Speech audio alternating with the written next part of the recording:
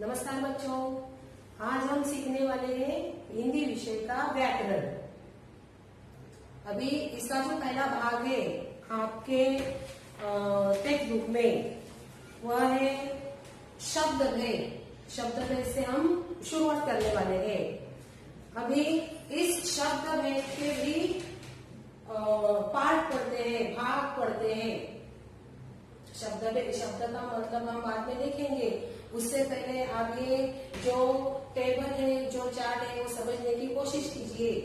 हम आज पढ़ने वाले हैं शब्द भेद और उनके प्रकार। ये जो शब्द भेद है उसके पहले मेन जो दो पार्ट है, भाग है, वो है विकारी शब्द और अविकारी शब्द। विकारी को ही सव्य कहते हैं और अविकारी को अव्यय कहते हैं। अभी ये जो विकारी शब्द है, विकारी शब्द में चार मेन भेद होते हैं, जैसे कि संज्ञा, सर्वनाम, विशेषण और क्रिया। अभी आपके सामने ये जो चार्ट है, ये जो टेबल है, वो आपको दिखाई देता है। ये आप अपनी वही में लिख लो। अभी देखो, ये जो संज्ञा, सर्वनाम, विशेषण और क्रिया है, उनके भी अपने पार्ट है, मतलब अपने भेद है, उप प्रकार है।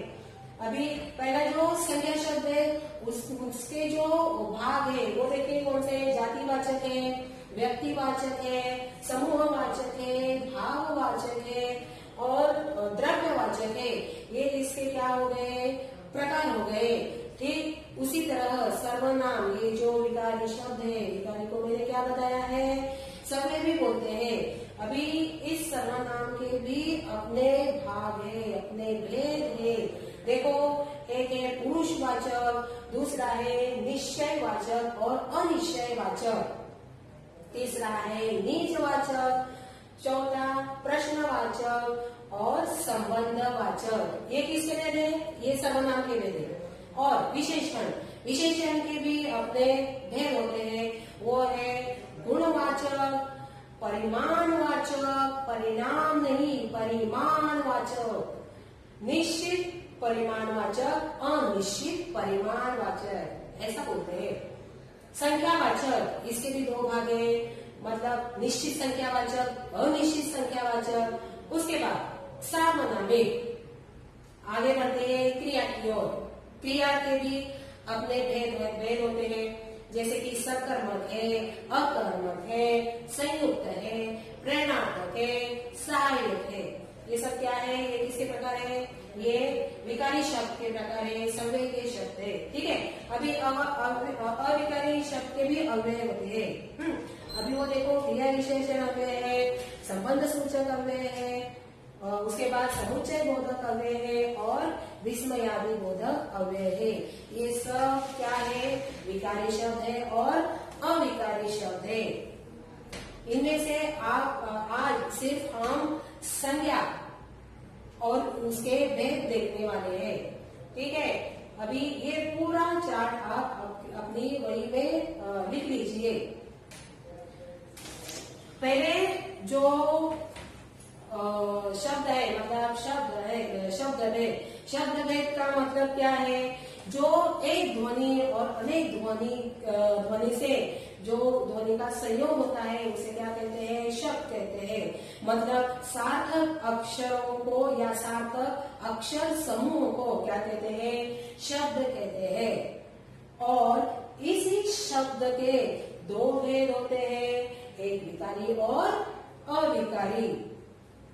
देखो, अभी ये जो विकारी शब्द है, मतलब ये सव्य, इसको दूसरा शब्द भी बोला जाता है सव्य। अभी उसको क्या कहते हैं, देखो उसकी परिभाषा, जिस शब्द में लिंग, पुरुष, वचन आदि के अनुसार परिवर्तन होता है, बदलाव होता है, उसे क्या कहते हैं, विकारी शब्द कहते हैं। अभी उस विकारी में कौन से शब्द है, संज्ञा है, सर्वनाम है, विशेषण है और क्रिया है। अभी हम देखेंगे संज्ञा और उसका एक एक भेद हम स्पष्ट करने वाले हैं।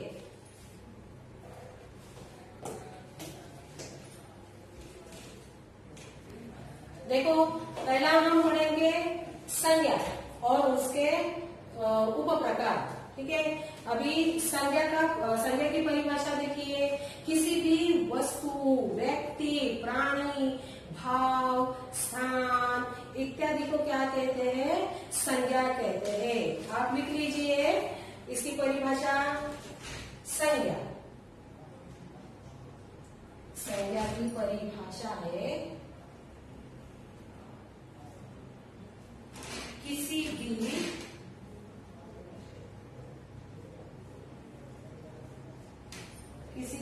व्यक्ति,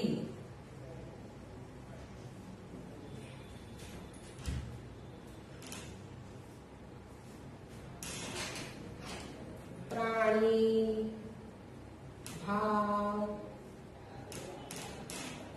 स्थान, वस्तु, इसको क्या कहते हैं? संज्ञा कहते हैं।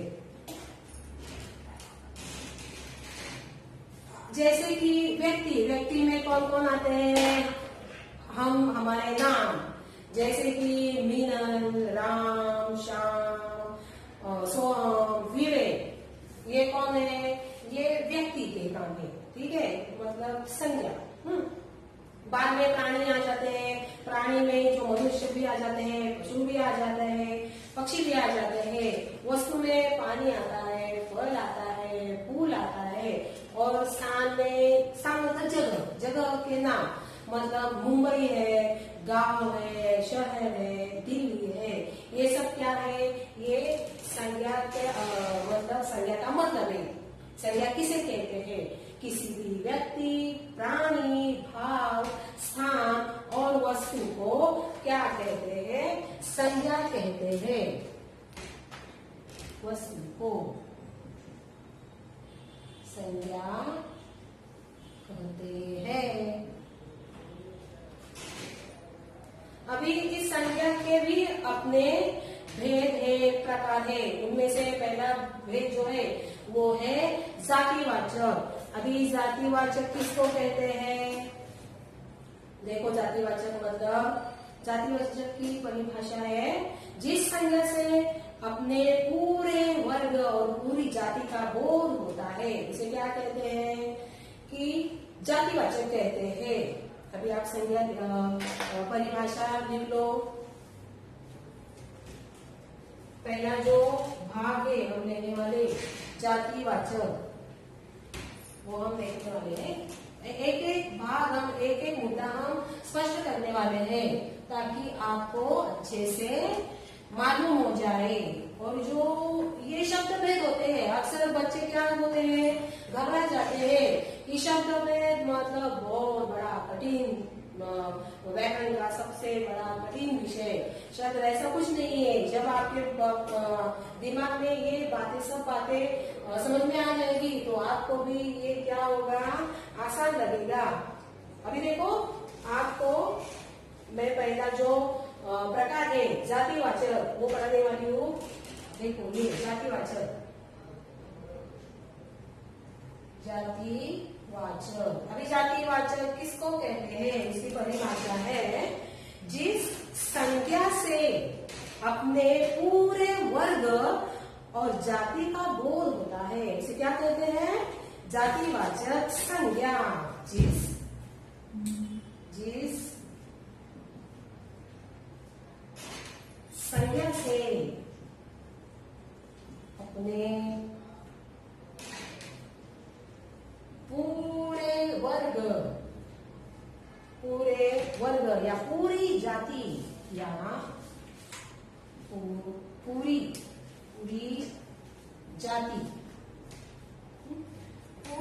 जाति का बोध होता है। पूरी जाति का क्या होता है?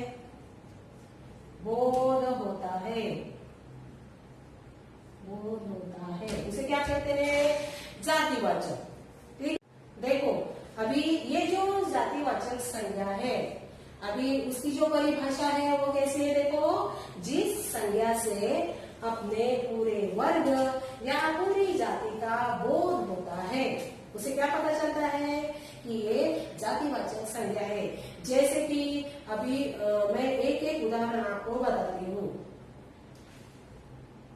पहला है नौकर बाहर गया है।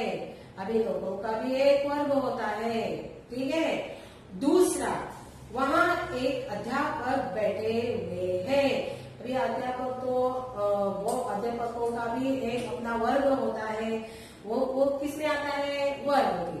समझ में आया। अभी तीसरा, पक्षी हवा में उड़ रहे हैं। पक्षियों का भी एक समूह होता है, एक वर्ग होता है।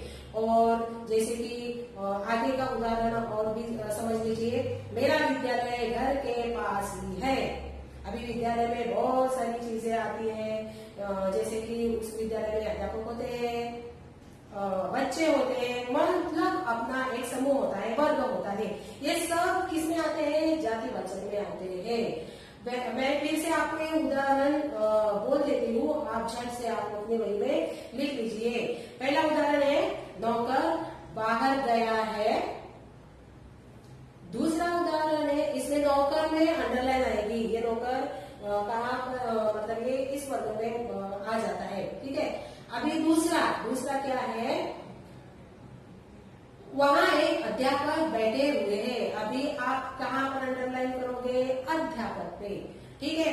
अभी तीसरा क्या आएगा, पक्षी हवा में उड़ रहे हैं। कहाँ पर लाइन आएगी, पक्षी के नीचे लाइन आ जाएगी। पक्षियों का भी अपना एक वर्ग होता है, ठीक है। अभी आगे का देखो, मेरा विद्यालय घर के पास ही है। कहाँ पे अंडरलाइन आएगी, विद्यालय। अभी ये सब हुए जातिवाचक के कुछ उदाहरण। हाँ, ये जातिवाचक आपको समझ में आया होगा। मतलब एक हमारा जो प्रकार है वो स्पष्ट हमने किया, आपको समझ में आया होगा, ठीक है। अभी आगे का जो प्रकार है व्यक्तिवाचक की परिभाषा देखो क्या है। जिस संज्ञा से किसी विशेष व्यक्ति, प्राणी, वस्तु, स्थान आदि के नाम का बोध होता है, उसे क्या कहते हैं, व्यक्तिवाचक संज्ञा कहते हैं। अभी इसकी परिभाषा लिख लो आप।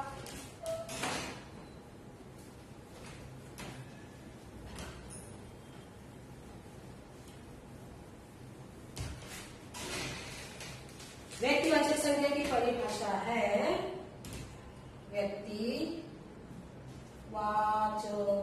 व्यक्तिवाचक इसकी परिभाषा है। एक जो भागे प्रकार है वो हम स्पष्ट करते हैं। व्यक्तिवाचक संज्ञा जिस संज्ञा से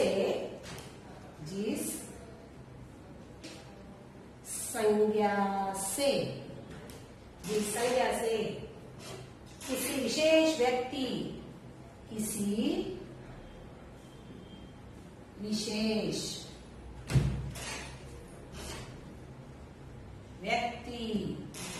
प्राणी, वस्तु, स्थान,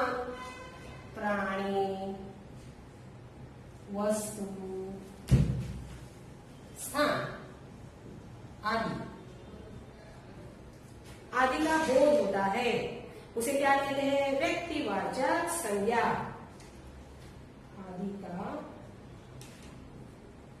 बोध होता है, इसे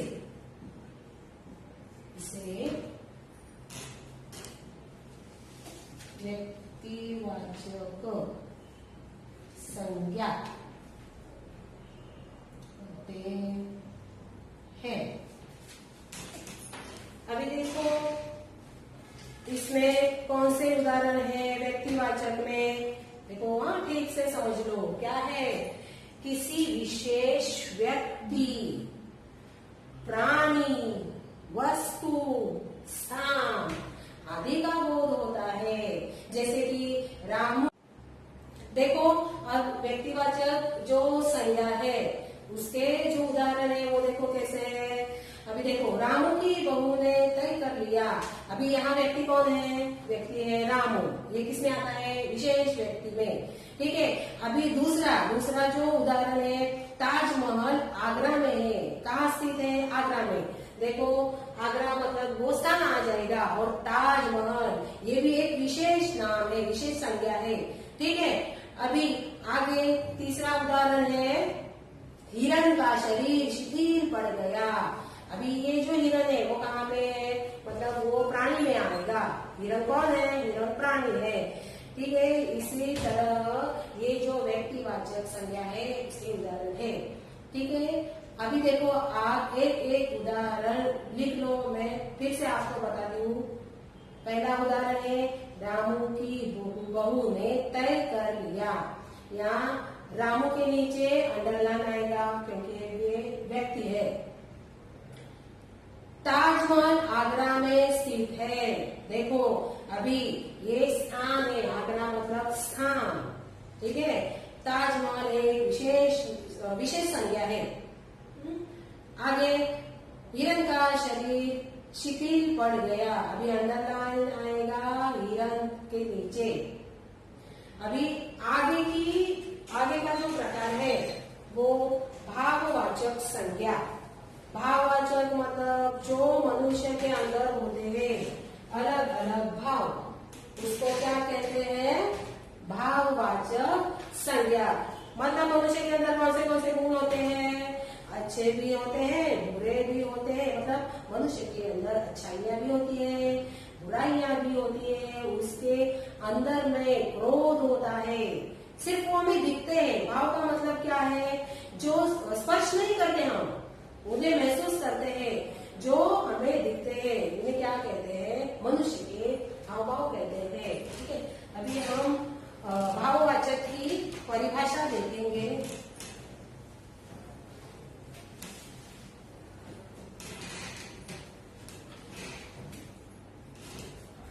देखो भाववाचक संज्ञा, भाववाचक संज्ञा। अभी इसकी परिभाषा देखो, जिस संज्ञा से किसी वस्तु या व्यक्ति के गुण, भाव या दशा का बोध होता है उसे भाववाचक संज्ञा कहते हैं। फिर से बता देती हूँ, यहाँ लिख के देती हूँ, जिस संज्ञा से किसी वस्तु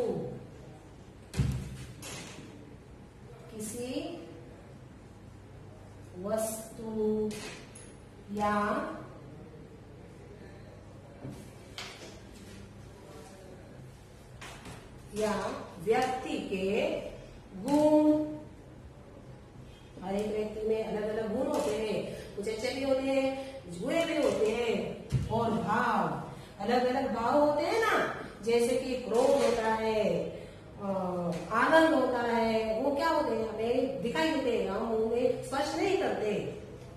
या दशा का मतलब है अवस्था, जो बुढ़ापा होता है, बचपन होता है, ये मनुष्य की क्या है, अवस्थाएं है। दशा का बोध होता है।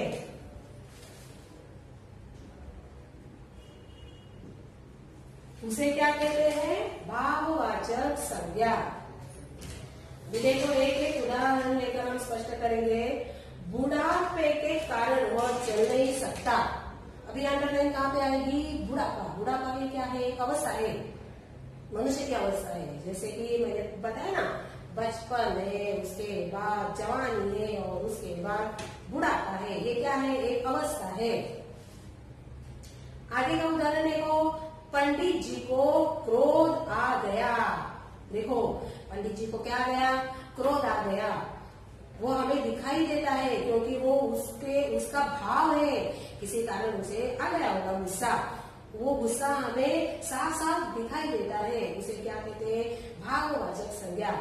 आगे का जो तीसरा उदाहरण है वो है, पद्मा ईमानदारी से काम करती है। अभी ईमानदारी ये उसका क्या है, गुण है। अभी वो जो पद्मा, कोई भी पद्मा होगी, वो क्या अपने गले में एक बोर्ड लिख के ऐसे घूमती है कि देखो देखो मैं ईमानदार हूँ? नहीं, हमें पता है उसके काम से हमें पता चलता है कि वो ईमानदार है। ये क्या है, उसका गुण हो गया। आगे का जो है तू अभिमान करना छोड़ दो। हर एक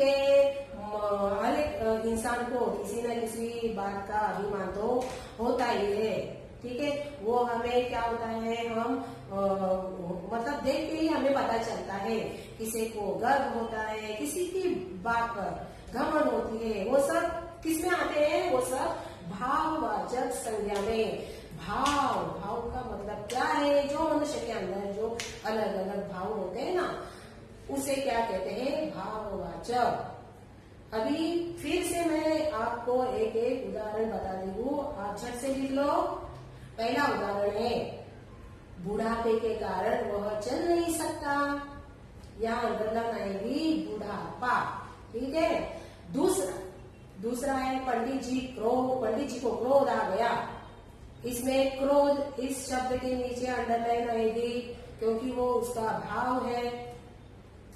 तीसरा उदाहरण, पद्मा ईमानदारी से काम करती है। ईमानदारी यही उसका क्या हो गया? गुण हो गया। और जो चौथा उदाहरण है, तू अभिमान करना छोड़ दे। अभिमान के नीचे अंडरलाइन आएगी, ठीक है। अभी और भी है, मनुष्य के गुण कौन से हैं? चंचलता है, सुंदरता है, नम्रता है, मिठास है, कटुता है।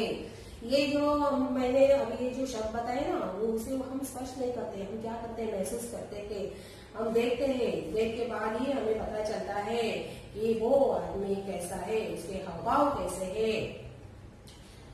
अभी ये हुआ भाववाचक जो संज्ञा है, वो हमने स्पष्ट कर दिया है। आगे का है द्रव्यवाचक। आगे जो हम देखने वाले हैं द्रव्यवाचक।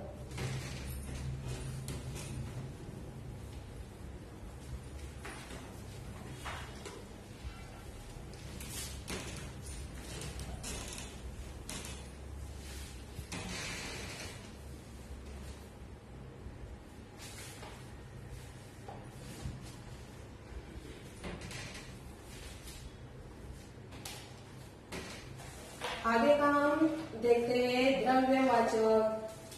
द्रव्यवाचक की परिभाषा है, द्रव्यवाचक अगला क्या है? द्रव्यवाचक संज्ञा। अभी इसकी परिभाषा है, वे संज्ञा शब्द जो ऐसे पदार्थों या द्रव्यों का बोध करवाते हैं जिनसे वस्तुएं बनती है एवं उनका नापतोल होता है। जो नापतोल होता है ना, वो उन्हें द्रव्यवाचक संज्ञा कहते हैं। जैसे कि चांदी, सोना, दूध, पीतल, मिट्टी आदि। इसकी परिभाषा देखो, वे संज्ञा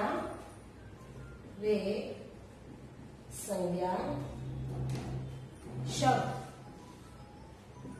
जो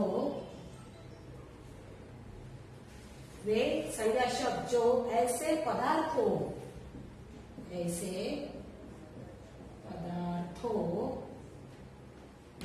एवं पदार्थों या द्रव्यों का बोध करवाते हैं।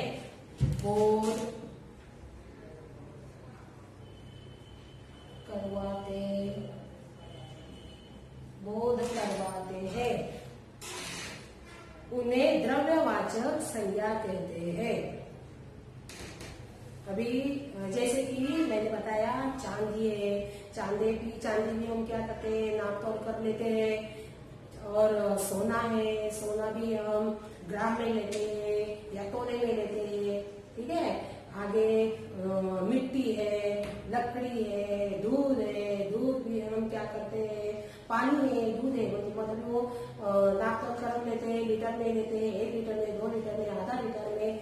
मतलब ये सब क्या है? ये द्रव्यवाचक संज्ञा है। फिर इसे परिभाषा देखो, वे संज्ञा शब्द जो ऐसे पदार्थों या द्रव्यों का बोध करवाते हैं, उससे क्या कहते हैं? द्रव्यवाचक संज्ञा। इसे द्रव्यवाचक संज्ञा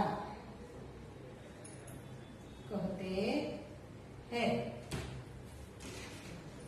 अभी आगे जो लास्ट वाला हम देखने वाले हैं समूहवाचक। जो आखिरी में आएगा समूहवाचक।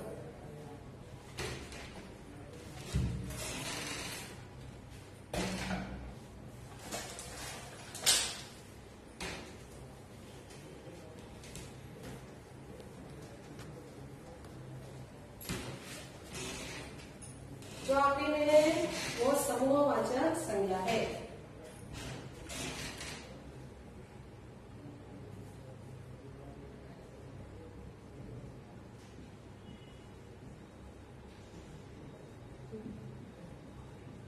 समूहवाचक संज्ञा।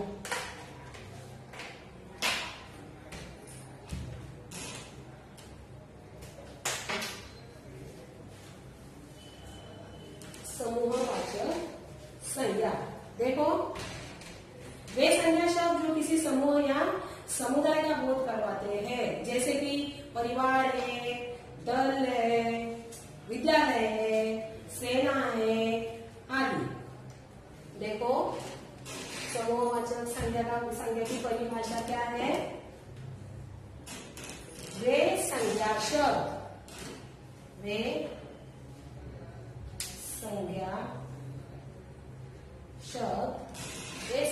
जो किसी समूह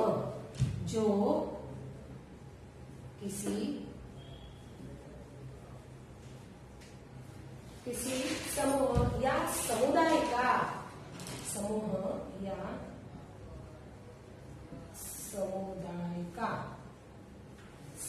का बोध करवाते हैं,